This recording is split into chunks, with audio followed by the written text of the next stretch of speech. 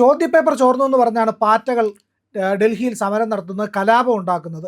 പക്ഷേ ചോദ്യപേപ്പർ ചോർന്നത് ഇപ്പോഴല്ല, ഇതിനേക്കാളേറെ ഗുരുതരമായ രീതിയിൽ കോൺഗ്രസ് ഭരണകാലത്ത് നൂറുകണക്കിന് തവണ വലിയ ക്രമക്കേടുകൾ പരീക്ഷകളിൽ ഉണ്ടായിട്ടുണ്ട്. 50 തവണയോളം ചോദ്യപേപ്പറുകൾ ചോർന്നിട്ടുമുണ്ട്. അതിന് വ്യക്തമായ കണക്കുകളും പുറത്തു വന്നിട്ടുണ്ട്. അപ്പോഴൊന്നും ഇല്ലാത്ത ഈ സമരം ഇപ്പോൾ കൊണ്ടുവരുന്നതിൻ്റെ ഉദ്ദേശം വളരെ വ്യക്തമില്ലേ? അങ്ങനെ അഭിപ്രായം എന്താണ് ഇതിൽ? പ്രിയൻ, ഞാനിത് പ്രിയന് ഷെയർ ചെയ്ത് തരാം. നമ്മുടെ വ്യൂവേഴ്സിനായിട്ട് ഇത് കാണിച്ചു കൊടുക്കണം. ഏതൊക്കെ സംസ്ഥാനങ്ങളിൽ എത്ര പ്രാവശ്യം ചോദ്യപേപ്പർ ചോർന്നിട്ടുണ്ട് എന്നുള്ളതിൻ്റെ ലിസ്റ്റാണ്. ഓരോ സംസ്ഥാനത്തിൻ്റെയും പടം എടുത്ത് കാണിക്കുന്നുണ്ട്. അത് എന്നിട്ട് പറയുന്നുണ്ട് കേരളത്തിൽ പോലും 2 പ്രാവശ്യം നടന്നിട്ടുണ്ട്. 26 സംസ്ഥാനങ്ങളിൽ, അതായത് നമ്മളുടെ നരേന്ദ്രമോദിജി സർക്കാർ വരുന്നതിന് മുമ്പുള്ള 10 വർഷം, 4 മുതൽ 14 വരെയുള്ള വർഷത്തിൽ നടന്നിട്ട് ഞാൻ അയച്ചുതരാം കേട്ടോ. അത് ഇതിനോടൊപ്പം ഒന്ന് കാണിക്കണം. അപ്പോഴെങ്ങും ഒരു പ്രശ്നം ഉണ്ടായിട്ടില്ലല്ലോ. എത്ര കുട്ടികൾ കേരളത്തിലെ വിദ്യാഭ്യാസ രംഗത്തുള്ള വീഴ്ചകൾ കാരണം അല്ലെങ്കിൽ പരാജയം കാരണം ആത്മഹത്യ ചെയ്തിട്ടുണ്ട്. ഇപ്പം നടക്കുന്നു നിതിൻ രാജിൻ്റെ കേസ് അല്ലേ? അതിനു മുമ്പ് സിദ്ധാർത്ഥ് മരിച്ചില്ലേ? എത്രയോ പേര് റീസെൻ്റായി നടക്കുന്ന കാര്യങ്ങളാണ് പറയുന്നത്. വിഷ്ണു മരിച്ചില്ലേ? അതിനൊന്നും ഒരു പ്രശ്നവുമില്ല, ഇവർക്ക് പ്രശ്നമില്ല. എന്തെങ്കിലും ഒരു കാരണം ഉണ്ടാക്കി തുടങ്ങിയാണ്. ഇപ്പോൾ തന്നെ പ്രിയൻ പറഞ്ഞതിൽ ഒരു വാക്കിങ്ങനെ എനിക്ക് ഓർമ്മയിൽ വന്നത്, ഒരു കാരണം ആയിട്ട് തുടങ്ങിയത് ഇത്. ഇപ്പോൾ ഇതാണോ കാരണം? ആരെങ്കിലും ഇതിനെക്കുറിച്ച് പറയുന്നുണ്ടോ? ഇപ്പോൾ പലതുക്കും FCRAയുടെ പ്രശ്നങ്ങളാണ്. അവിടെ കിടക്കണ സോണം വാങ്ചുങ്ക് അല്ലെങ്കിൽ അവിടെ വന്നിരിക്കുന്ന ഷബാന ആസ്മി, അവരുടെയൊക്കെ NGOയിലേക്ക് വരുന്ന ഫണ്ടുകളിൽ നിന്നുള്ള ശ്രദ്ധ മാറ്റുവാൻ വേണ്ടി ഈ ഫണ്ടുകൾ കൃത്യമായി ഉപയോഗിക്കുന്നില്ല എന്ന് പറഞ്ഞിട്ട് അതൊക്കെ 2025 ക്ലിപ്പ് ചെയ്ത ഏജൻസികളാണ്. അതിനെയൊക്കെ വിഷമം തീർക്കാൻ വേണ്ടി അത് ഉപയോഗിക്കുന്നു. പിന്നെ എൻ്റെ പ്രിയൻ, എന്തൊക്കെയാണ് കേരളത്തിൽ നിന്നുള്ള കുട്ടികൾ അവിടെ പോയി കിടന്ന് പറയുന്നത്? അവിടെ പോയി പറയുന്നത് എന്താണ്, അവരുടെ മത ആചാരപ്രകാരം ലോകത്തിന് നാശമുണ്ടാകാൻ പോകുന്ന ജിഹാദിന് സമയമായി ജീവികളിൽ കൂടെയാണ് വരുന്നത്. അപ്പോൾ അതുകൊണ്ട് പാറ്റകൾ മുതലായതിൽ കൂടെ നമ്മളുടെ ലോകം അവസാനിക്കും, ആദ്യം ഭാരതം അവസാനിക്കും എന്നൊക്കെ കേരളത്തിൽ നിന്നുള്ള കുട്ടികളാണ് പോയി നിന്ന് പറയുന്നത്. വേറെ ഏതോ ഒരു പെൺകുട്ടി, കേരളത്തിൽ നിന്നല്ല, പ്രധാനമന്ത്രിയെ വെടിവെക്കണമെന്ന് പറയുന്നു. അതൊക്കെ ആയിട്ട് എന്താണ് ബന്ധം? നമ്മുടെ സെലിബ്രിറ്റികൾ എന്തൊക്കെയാണ് പറയുന്നത്? അവരിവിടെയുള്ള പ്രശ്നങ്ങളൊന്നും കണ്ടിട്ടില്ലേ? ഇവിടെ എത്ര പേര് മുട്ടിലഴിഞ്ഞ് സമരം ചെയ്തു, മണ്ണ് വാരി തിന്നു, PSC ലിസ്റ്റിലുള്ള ആൾക്കാർ തലമൊട്ടയടിച്ചു, ആശാ പ്രവർത്തകർ, അതൊന്നും ഇവർ കണ്ടിട്ടില്ലേ? ഇപ്പോൾ നമ്മുടെ മോഡിജിയുടെ ട്വീറ്റ് ഞാൻ വായിക്കാനായിട്ട് ആഗ്രഹിക്കുകയാണ് പ്രിയൻ. അദ്ദേഹം വളരെ കൃത്യമായിട്ട് പറയുന്നുണ്ട്, nothing is more important than the welfare and future of our youth കേട്ടോ. We have decided to set up fast-track courts to ensure swift and stringent punishment for those involved in paper leaks. Have directed the concerned authorities and officials to take all necessary steps in this regard. This continues our series of steps for safeguarding the interest of students. Those who try to harm the future of our youth will not be spared. നമ്മളുടെ കുട്ടികളുടെ ഭാവി നശിപ്പിക്കാൻ ശ്രമിക്കുന്ന ആരെയും തന്നെ വെറുതെ വിടില്ല. Fast track സംവിധാനങ്ങൾ ഉണ്ടാക്കിയിരിക്കും. അവരാരൊക്കെയാണ് പ്രതികൾ, ആരൊക്കെയാണ് കുറ്റക്കാരെന്ന് വെച്ചാൽ അവർക്കെതിരെ സ്ട്രിഞ്ചൻറ്റ് പണിഷ്മെൻറ്റ് കൊണ്ടുവരും എന്നൊക്കെ പറഞ്ഞിട്ടുണ്ട്. അദ്ദേഹത്തിൻ്റെ ട്വീറ്റാണ് ഞാൻ ഈ വായിച്ചത്. പ്രിയൻ, ഇവരിപ്പോൾ രാവിലെ നമ്മുടെ CJPയുടെ നേതാവ് അഭിജിത്ത് അദ്ദേഹം പറയാണ്, പെട്ടെന്ന് ഞങ്ങളുമായിട്ട് വന്ന് സന്ധി സംഭാഷണം ചെയ്യണം. ഓക്കെ, വരാം, ജന്തർ മന്ദറിലേക്ക് വരണം, ഞങ്ങൾ പോകില്ല മന്ത്രിമാരുടെ വസതികളിലേക്ക് ആരും വിളിച്ചില്ല. മന്ത്രിമാരുടെ വസതികളിലല്ല ഇതുപോലുള്ള കാര്യങ്ങൾ ഡിസ്കസ് ചെയ്യേണ്ടത്, ഓഫീസിലാണ്. അവർക്ക് അതിനുള്ള സംവിധാനങ്ങളുണ്ട്, അതിൻ്റെ ഓഫീസേഴ്സൊക്കെ ഉണ്ട്.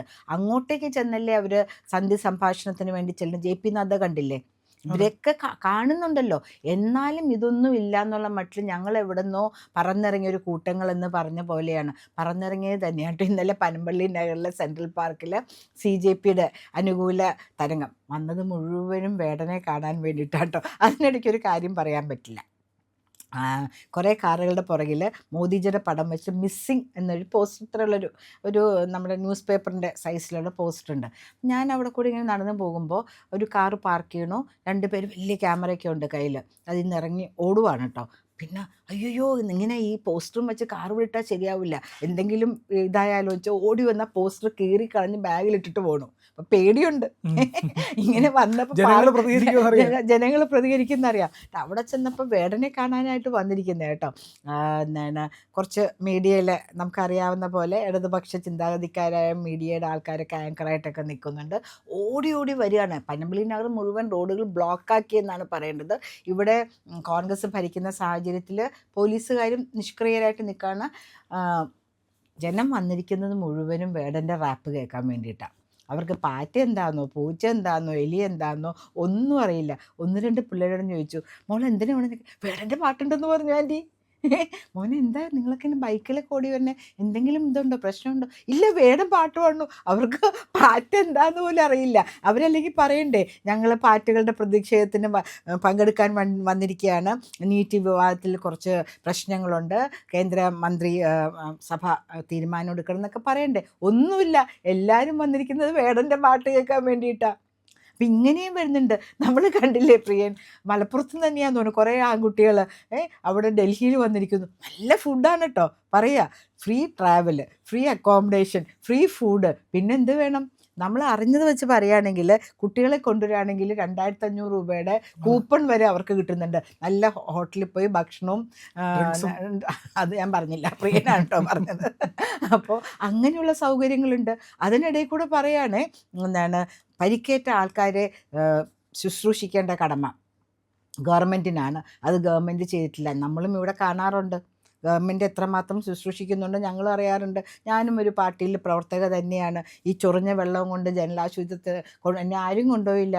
എൻ്റെ 2-3 സഹപ്രവർത്തകരോടൊപ്പം ഞാൻ തന്നെയാണ് നടന്ന് ജനലാശുപത്രിയിൽ ചെന്നത്. അപ്പോൾ ഇവിടെ നടക്കുമ്പോൾ എന്തോ ഒരു വലിയ ഒരു കാര്യം എന്നുള്ള മട്ടിലും ബാക്കിയുള്ള സ്ഥലങ്ങളൊക്കെ നടക്കുമ്പോൾ അതങ്ങനെയാണ് വേണ്ടതെന്ന് പറഞ്ഞാൽ ശരിയില്ല. പ്രിയൻ, പെപ്പർ സ്പ്രേ പോലീസുകാരെ നേർക്ക് ചീറ്റുന്നത് കണ്ടോ? ഇതൊക്കെ എന്തോ തോന്നിയാസാണ്. നിയമം കൈയാളുകയല്ലേ ചെയ്യുന്നത്. അത് നമുക്ക് അനുവദിക്കാൻ പറ്റില്ല എന്നുള്ള കാര്യം കൂടെ നമ്മൾ പറയണം. പെപ്പർ സ്പ്രേ ഒന്നും ആക്കാൻ പറ്റില്ല. അപ്പോൾ ഇവരുടെ കയ്യിൽ പെപ്പർ സ്പ്രേ ഉണ്ട്.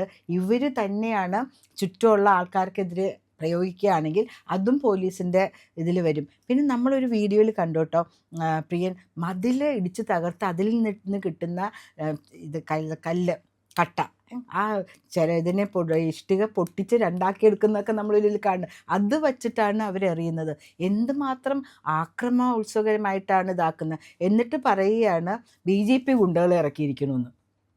ആരെവിടെ വന്നു, ഇതിലെത്ര പാർട്ടി പ്രവർത്തകരുണ്ട്, CJPയുടെ ആൾക്കാർ എത്രയാണെന്ന് പോലും അവരുടെ നേതാവിന് അറിഞ്ഞുകൂടാ. അൺകൺട്രോൾഡ് മോബാണ്, അൺകൺട്രോൾഡ് ആക്കുന്നു.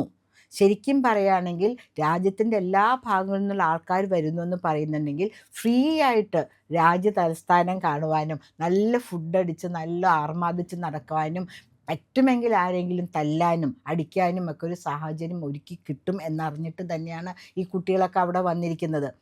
അല്ലാണ്ട് ഇത് എന്തിനു വേണ്ടി, ഞാൻ ഇന്നലെ പറഞ്ഞില്ലേ പനമ്പള്ളി നഗറിൽ വേടൻ്റെ പാട്ട് കേൾക്കാൻ വന്നു എന്നാണ് ഞാൻ ചോദിച്ചത്. എല്ലാവരും പറഞ്ഞത് അവർ പാർട്ടിയെക്കുറിച്ചും ഒന്നും പറഞ്ഞില്ല. അതിനു വേണ്ടി സമ്മേളനത്തിന് വേണ്ടിയ ഒരാൾ പോലും പറഞ്ഞില്ല ആ സമ്മേളനത്തിന് വേണ്ടിയാണ് വന്നതെന്ന് ആരും പറഞ്ഞിട്ടില്ല പ്രിയൻ. അപ്പോൾ ഇതൊക്കെ കാണിക്കുന്ന എന്താണെന്ന് വെച്ചാൽ എവിടെന്നോ ഫണ്ട് വരുന്നു, ഇതിന് റെസീറ്റ് കൊടുക്കുന്നുണ്ടോ, അവിടെ തന്നെ ഇരുന്ന് പറയുന്നുണ്ടോ we are getting lots of fund, people are bringing the food, people are bringing the medical equipments. അതൊന്നും വരവ് വയ്ക്കണ്ടേ?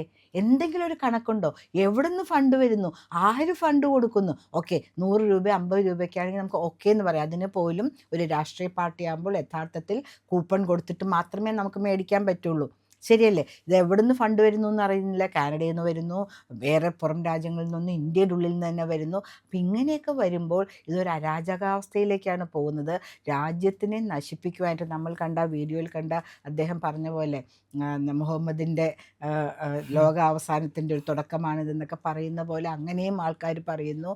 FCRയെ കുറിച്ച് പറയുന്നു, അല്ലെങ്കിൽ ബാക്കി നിയമങ്ങളൊക്കെ വേണ്ട എന്നുള്ള അവസ്ഥയിലേക്ക് പോകുന്നു. കുട്ടികൾ 2ാം സ്ഥാനം കഴിഞ്ഞു 3ാം സ്ഥാനം കഴിഞ്ഞു, അവരുടെ ആവശ്യം ഇപ്പോൾ ഇവരുടെ ആരുടെയും ചിന്തയിലില്ല എന്ന് തന്നെ പറയുന്നു. സെലിബ്രിറ്റികൾ അവിടെ എത്തുന്നു, മലയാളികളായവരെത്തുന്നു, അല്ലാത്തവരെത്തുന്നു. മലയാളക്കാരിൽ പിന്നെ ഒരു ഗുണമുണ്ട് കേട്ടോ, ഇവിടെ നടക്കുന്ന ഒരു കാര്യം ഇവിടുത്തെ എന്താണ് സാമൂഹിക നിരീക്ഷകന്മാരോ അല്ലെങ്കിൽ സെലിബ്രിറ്റി എന്ന് പറഞ്ഞാൽ സിനിമ സാഹിത്യ രംഗത്തെ ആൾക്കാരോ ഒന്നും അറിയാറില്ല.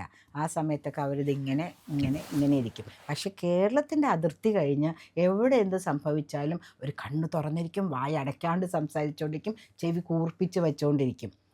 ഇതൊന്നും കൊണ്ടൊന്നും നരേന്ദ്രമോദിജിയെ ആർക്കും തകർക്കാൻ പറ്റില്ല. ഇന്ന് ഭാരതമായിട്ടിരിക്കുന്നുണ്ടെങ്കിൽ, ഇത്രയും വലിയ യുദ്ധങ്ങൾ നടക്കുമ്പോഴും നമുക്ക് പെട്രോൾ കിട്ടുന്നുണ്ടെങ്കിൽ, നമുക്ക് ഗ്യാസ് കിട്ടുന്നുണ്ടെങ്കിൽ, അദ്ദേഹത്തിന് ലോകത്തെമ്പാടുമുള്ളൊരു സ്വീകാര്യത കൊണ്ടാണ് അവിടെയുള്ള രാജ്യങ്ങൾ, ഗൾഫ് രാജ്യങ്ങളിൽ പോലും വളരെയധികം ബുദ്ധിമുട്ടുകളുള്ള സമയത്ത് നമ്മളൊന്നും അറിയാണ്ടിരിക്കുന്നത് ഇതുകൊണ്ടാണ്. ഇങ്ങനെയൊക്കെയുള്ള പ്രശ്നങ്ങളുണ്ടാക്കി ആ ഒരു സഹജീവിതം തകർക്കരുത്, അല്ലേ? മാത്രമല്ല ഇതിൻ്റെ ഉണ്ടാക്കി കൊണ്ടുവന്നിരുന്ന ആൾക്കാർ ഇതിൻ്റെ ഒരു അജണ്ട കാണിക്കണം. അല്ലെങ്കിൽ എല്ലാത്തിനും ഒരു ഭരണഘടനയുണ്ടല്ലോ. ഒരു കാര്യം കൂടെ പ്രിയൻ, നമ്മളുടെ മുഖ്യമന്ത്രി വി.ഡി. സതീശൻ അവിടെ ചെന്നു, അതിന് കംപ്ലൈൻറ്റ്, അദ്ദേഹം ഒന്നും മിണ്ടിയില്ല, അദ്ദേഹം അവിടെ ഇരുന്നുള്ളൂ. ഇപ്പം തന്നെ വരും കേസെന്നേ, സത്യപ്രതിജ്ഞാ ലംഘനമാണ് നടത്തിയിരിക്കുന്നത്. അദ്ദേഹം ഭരണഘടന തൊട്ട് പറഞ്ഞിരിക്കുന്നു, ഭരണഘടനയിലെ നിയമങ്ങൾക്ക് അനുസൃതമായിട്ടേ പ്രവർത്തിക്കുകയുള്ളൂ എന്ന് പറഞ്ഞിരിക്കുന്നു. അങ്ങനെയാണോ പ്രവർത്തിച്ചിരിക്കുന്നത്? അദ്ദേഹം പ്രധാനമന്ത്രിയുടെ വീട്ടിലേക്കുള്ള കവാടം തടഞ്ഞില്ലേ? തടയാൻ പാടുമോ? ഞാനൊന്ന് വായിക്കാനായിട്ട് താല്പര്യപ്പെടുകയാണ്. SPG നിയമത്തിൻ്റെ ലംഘനം. SPG ആക്ട് 1988 പ്രകാരം പ്രധാനമന്ത്രിയുടെ വസതി അതീവ സുരക്ഷാ മേഖലയാണ്. ഭരണഘടനാ പദവി വഹിക്കുന്ന വ്യക്തി തന്നെ SPG സുരക്ഷാ പ്രോട്ടോക്കോൾ അറിഞ്ഞുകൊണ്ട് ലംഘിക്കുന്നത് ദേശീയ സുരക്ഷയെ ബാധിക്കുന്ന വിഷയമായി കണക്കാക്കും. സത്യപ്രതിജ്ഞയുടെ നേരിട്ടുള്ള ലംഘനം. മുഖ്യമന്ത്രി ഭരണഘടനയുടെ ആർട്ടിക്കിൾ 164(3) പ്രകാരവും MP/പ്രതിപക്ഷ നേതാവ് ആർട്ടിക്കിൾ 99 പ്രകാരവും ഭരണഘടനയോട് നീതി പുലർത്തും, നിയമമനുസരിക്കും എന്നാണ് സത്യം ചെയ്യുന്നത്. നിരോധനാജ്ഞയുള്ള അതീവ സുരക്ഷാ പ്രദേശത്ത് അറിഞ്ഞുകൊണ്ട് നിയമം ലംഘിക്കുന്നത് തന്നെ സത്യപ്രതിജ്ഞയുടെ ലംഘനമാണ്. അപ്പം ഇങ്ങനെ കുറേ കാര്യങ്ങൾ പറയുന്നുണ്ട് കേട്ടോ. മുഖ്യമന്ത്രി വി.ഡി. സതീശൻ പ്രധാനമന്ത്രിയുടെ വസതിയിലേക്ക് ധർണ നടത്തിയത് സത്യപ്രതിജ്ഞാ ലംഘനം. പ്രിയങ്കയും രാഹുലും തീഹാർ ജയിലിൽ കഴിയേണ്ടി വരും. UAPA ചുമത്തും. വി.ഡി. സതീശൻ മന്ത്രിസഭയെ പിരിച്ചുവിടാൻ വരെ പറ്റുന്ന കുറ്റമാണ് എന്ന് നമ്മൾക്കറിയാമോ എന്ന് ചോദിച്ചൊരു പോസ്റ്റാണ് ഞാൻ വായിക്കുന്നത്. അപ്പോൾ 9-10ഓളം കാര്യങ്ങൾ പറയുന്നുണ്ട്. അപ്പം ഇങ്ങനെ ഉള്ള സാഹചര്യത്തിൽ ശിവകുമാറും വന്നിരുന്നു, മുഖ്യമന്ത്രിയും വന്നിരുന്നു. അപ്പോൾ ഇവരൊന്നും മിണ്ടിയില്ല എന്നാണ് ജനങ്ങളുടെ കുഴപ്പം. മിണ്ടാണ്ടിരുന്നിട്ട് പോലും ഇവർക്കെതിരെ നിയമ നടപടി എടുക്കാനുള്ള കാര്യങ്ങളുണ്ടപ്പോൾ ഇവർ മിണ്ടിയിരുന്നെങ്കിലോ? പ്രിയൻ, ഇത് ശരിക്കും പറയുകയാണെങ്കിൽ നമ്മളുടെ ഒരു ഭാരതത്തെ തകർക്കുവാൻ വേണ്ടിയിട്ട് കുത്സിത ബുദ്ധികൾ അല്ലെങ്കിൽ ഭാരതത്തിന് വിരോധമുള്ളവർ ഭാരതത്തിന് പുറത്തു നിന്ന് ഫണ്ട് ചെയ്യുന്നു. ഭാരതത്തിൻ്റെ ഉള്ളിൽ കിട്ടുന്ന ഫണ്ടുകൾ പലർക്കും FCRA വഴി കിട്ടിയിരുന്ന ഫണ്ടുകൾ നഷ്ടപ്പെടുന്നതിൻ്റെ വിഷമമുണ്ട്. വേറെ പല കാര്യങ്ങളുണ്ട്. കുട്ടികളെ വച്ചിട്ട് കളിക്കുന്നൊരു കളിയാണ്. കുട്ടികളെ നിങ്ങളിതിൽ വീഴരുത്. ഡൽഹിയൊക്കെ കണ്ടോളൂ, നല്ലോണം ഭക്ഷണം കഴിച്ചോളൂ, അടുത്ത ട്രെയിനിൽ തന്നെ സ്ഥലം വിട്ടോളൂ. ഒരൊറ്റ കാര്യം കൂടെ, നമ്മളുടെ വെസ്റ്റ് ബംഗാളിൽ BJP അധികാരത്തിൽ വന്നതിന് ശേഷം എൻ്റെ വീട്ടിനടുത്ത് ജോലി ചെയ്യുന്നൊരു ഗാർഡനറായിട്ട് വർക്ക് ചെയ്യുന്ന അദ്ദേഹമുണ്ട്. മാഡം ഇപ്പോഴെങ്കിലും വരാൻ പറ്റില്ല, കാലിൽ ഭയങ്കര നീരാണ്. അപ്പോൾ എന്താ ചോദിച്ചു, ഗോപാലൻ ചോദിച്ചപ്പോൾ അത് നിന്നാണ് വന്നത് മാഡം 3 ദിവസം ട്രെയിനിൽ. ഭയങ്കര തിരക്ക് അവിടെ നിന്നുള്ള ആൾക്കാരുടെ, അതായത് ബംഗ്ലാദേശീസും അവിടെ നിന്ന് പുറത്തു വിടാൻ സാഹചര്യമുള്ള ആൾക്കാരൊക്കെ ട്രെയിൻ പിടിച്ച് ഇങ്ങോട്ടേക്കാണ് വന്നിരിക്കുന്നത്. ഇവിടെയുള്ള കുട്ടികളൊക്കെ ട്രെയിൻ പിടിച്ച് ഡൽഹി കാണാൻ പോയിരിക്കുന്നു. അവർ തിരിച്ച് കേരളത്തിലേക്ക് വന്നാൽ നിങ്ങൾക്ക് സുരക്ഷിതമായിട്ട് ഇവിടെ താമസിക്കാം. ഇതിനൊന്നും ഇറങ്ങി പുറപ്പെടല്ലേ മക്കളെ. പ്രിയമുള്ളവരെ, മറ്റു മാധ്യമങ്ങൾ പറയാത്ത ഏറ്റവും പുതിയ വാർത്തകളും വിശകലനങ്ങളുമായിട്ടാണ് ഇന്ത്യ ലൈവ് നിങ്ങളുടെ മുന്നിലേക്ക് വരുന്നത്. നമ്മുടെ ചാനൽ കാണണം, ഒരുപാട് പേരെ കാണിക്കണം, അവരോടൊക്കെ ചാനലിൻ്റെ വരിക്കാരാവാൻ പറയണം, സബ്സ്ക്രൈബ് ചെയ്യണം. ചെയ്യാത്ത ആളുകൾ ഉറപ്പായിട്ടും ചെയ്യണേ.